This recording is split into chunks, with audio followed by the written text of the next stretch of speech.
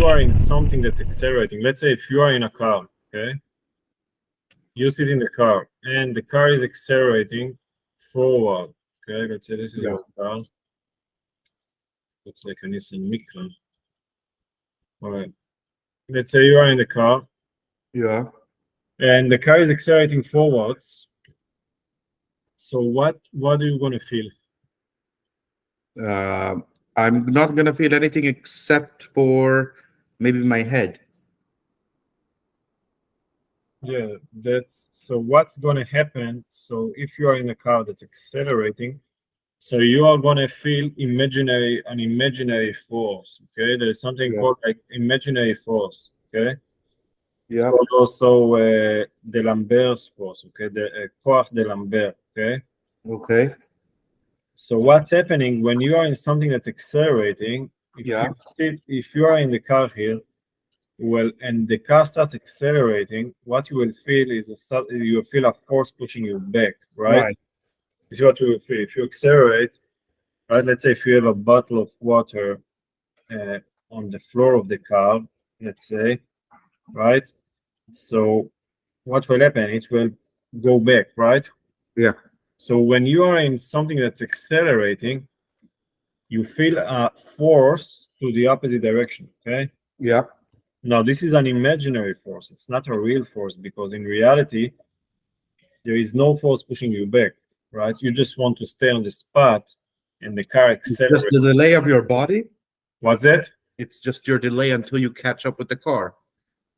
Yeah, exactly. So you want to continue to be where you are and the car is accelerating, okay? Because, sorry if I'm asking, but if I would accelerate at a slow rate until I get to a high speed, the bottle, let's say, would not fly backwards, right? So if you accelerate, very good. So if your acceleration will be lower, then the imaginary force will be also lower. Okay, so this is why the bottle will not fly to the back. Okay, but if you are accelerating with a higher acceleration, this imaginary force will be higher. Right. So that's very good. So if you are in something that's accelerating, there is an imaginary force opposite to the direction of acceleration. It's also called the Lambert force, okay? In Hebrew, it's Koach de Lambert. The Lambert, I hope I'm writing it right. And the force is going to be equal to minus ma. So m is the mass of the object it's applied on. So let's say if it's you, so it's going to be your mass. If it's the bottle, it's going to be the bottle's mass, okay?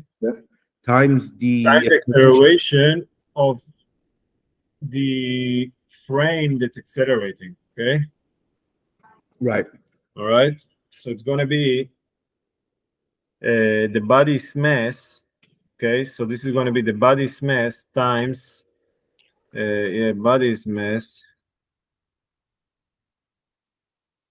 right? Not the car's mass, okay? It's going to be the body's mass times the car's acceleration, okay? Right. Car's acceleration, okay? Yeah.